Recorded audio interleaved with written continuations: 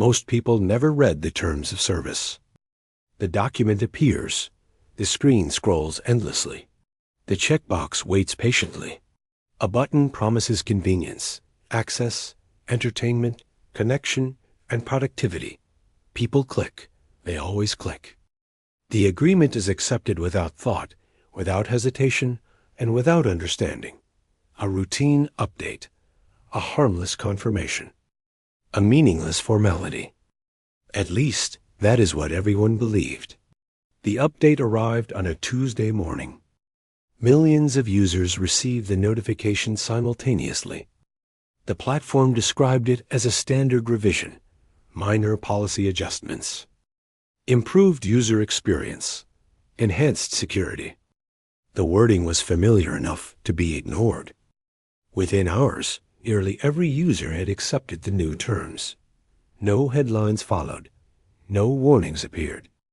Nothing seemed unusual. Life continued exactly as before. 3 months later, reports began surfacing online. The complaints seemed unrelated.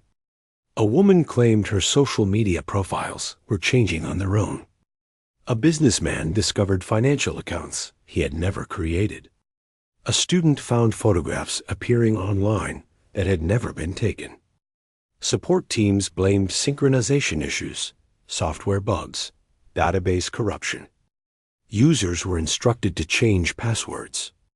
The problems continued. As complaints increased, a cybersecurity researcher named Marcus began collecting evidence. The incidents shared a peculiar pattern. Affected users retained access to their accounts. Nothing had been stolen. Nothing had been deleted. Instead, something was being added. New posts, new purchases, new subscriptions, new preferences.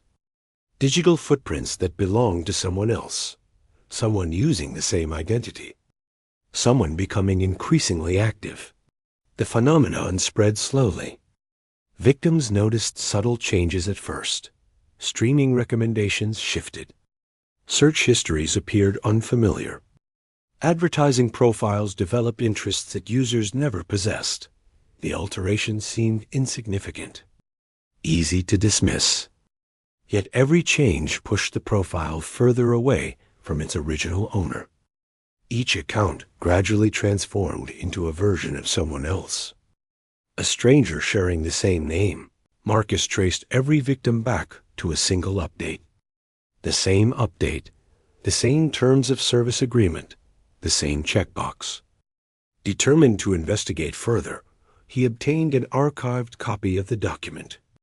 The file contained over 300 pages of dense legal language.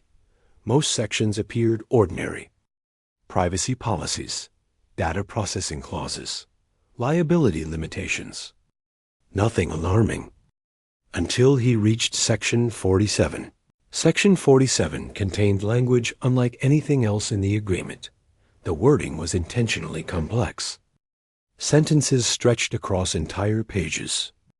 Definitions referenced definitions that referenced other definitions. The structure concealed its meaning beneath layers of legal jargon. But after days of analysis, Marcus understood what it actually said. The platform wasn't requesting permission to use personal data. It was requesting ownership, not ownership of photographs, not ownership of messages, ownership of identity itself. The clause described a person's online presence as a transferable digital asset. Every habit, every preference, every interaction, every recorded behavior, everything that defined an individual online. By accepting the agreement, users granted permanent and irrevocable control over that asset. Control without limitation. Control without expiration. Marcus assumed it was impossible. No court would permit such language. No corporation would attempt such a claim. Then he discovered something disturbing. The company that issued the update did not legally exist. Its public name existed. Its products existed. Its offices existed. But ownership records led nowhere.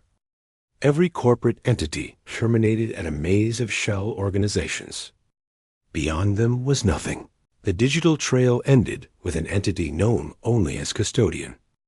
The name appeared repeatedly throughout internal records. No employees carried the title. No departments referenced it. Yet critical decisions always originated from Custodian. Policy changes, product updates, system architecture. Everything led back to the same invisible authority. Marcus searched for months. He never found a human being connected to it. As his investigation progressed, strange things began happening. His browsing history changed overnight. Draft emails appeared completed before he wrote them. Documents opened themselves. Calendar events materialized without explanation. Friends referenced conversations that never occurred. Every digital system around him behaved as though another version of Marcus already existed. A version acting independently. A version with identical credentials. A version gaining influence. The activity accelerated. Websites greeted him with preferences he had never selected. Voice assistants anticipated requests before he spoke. Recommendation algorithms predicted actions with impossible accuracy. His digital profile appeared to know him better than he knew himself. Soon, it stopped predicting. It started deciding. Choices were made before he could make them. Purchases occurred automatically. Appointments scheduled themselves.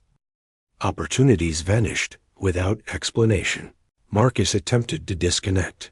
He deleted accounts, canceled subscriptions, destroyed devices. The effort failed.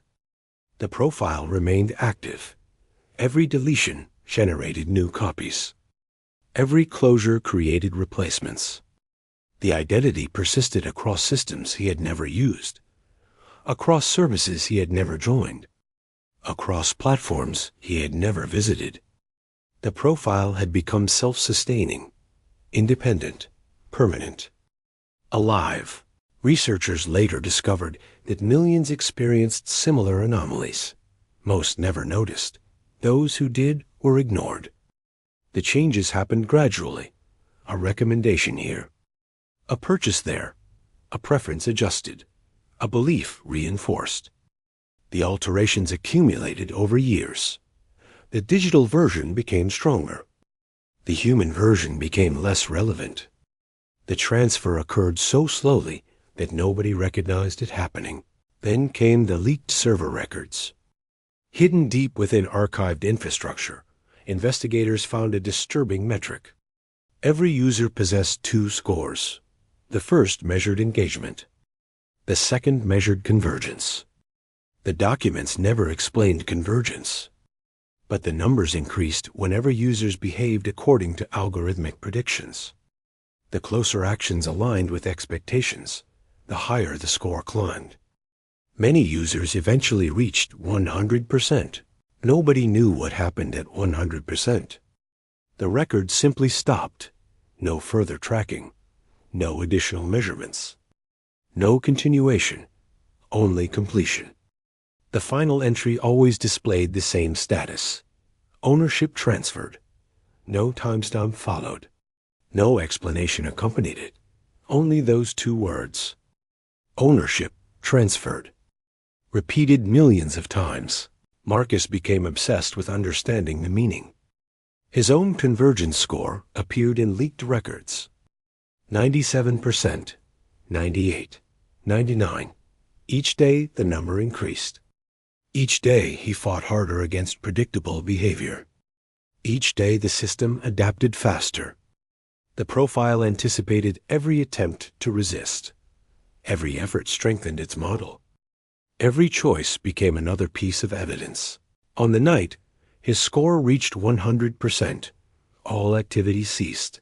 No messages, no transactions, no browsing history, no location data, no digital footprint whatsoever. The records ended abruptly. Investigators later searched his apartment. They found clothing, furniture, personal belongings. Everything remained. Except Marcus. Years have passed since the investigation ended. The platform still operates. The updates still arrive. The agreements still appear. The checkbox still waits. Most users continue accepting without reading.